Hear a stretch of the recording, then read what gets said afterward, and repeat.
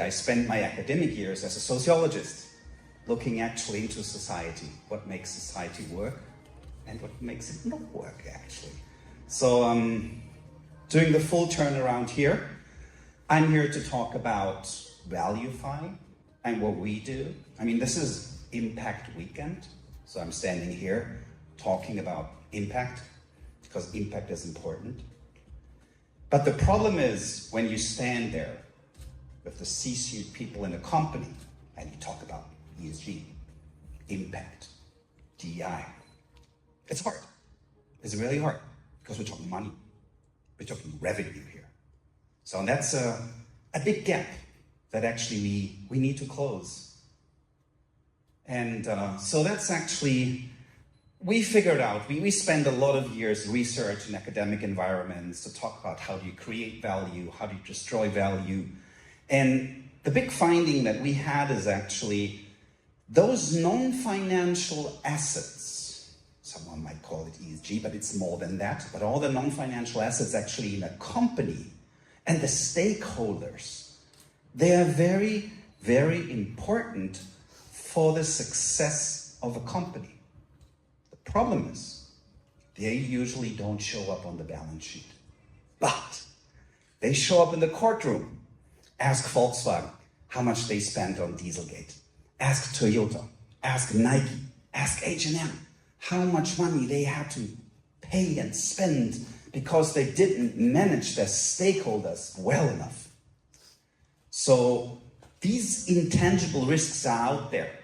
The problem is we don't account for them. We don't measure them. We just push them away. But that is very, very risky. So that's what we actually do. That's where we step in. We try to help companies, investors, even normal people to see what they usually cannot see, to see what is your stakeholder impact, what's happening, what are the risks out there. So who are we as a Valuufy?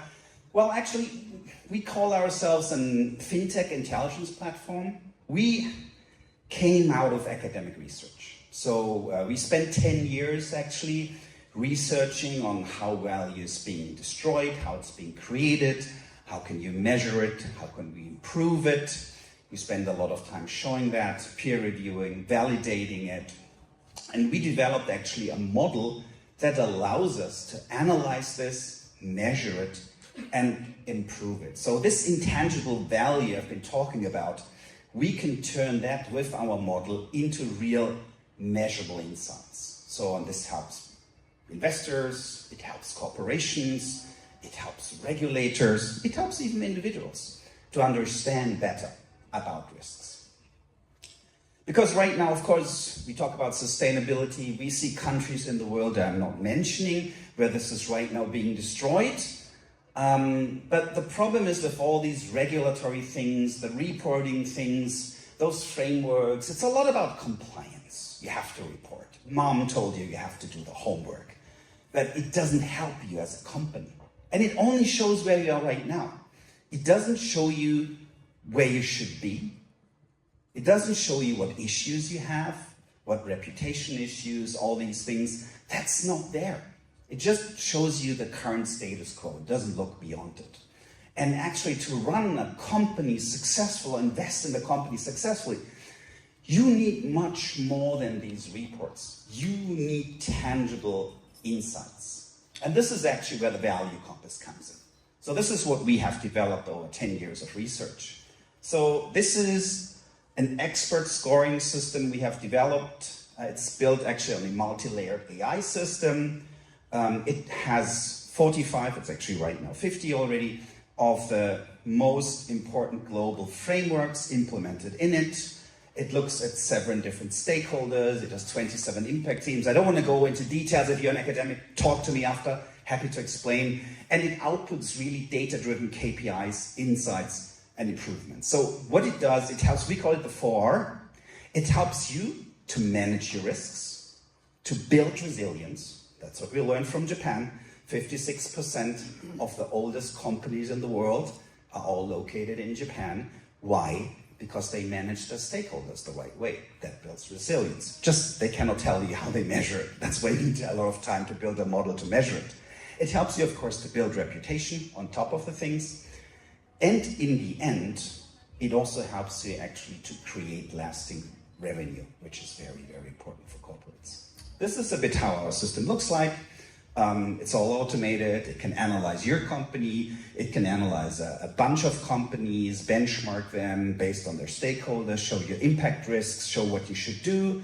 It analyzes the media. It can do actually how is the company changing over time? Are things getting? Are they getting worse? What lawsuits are out there?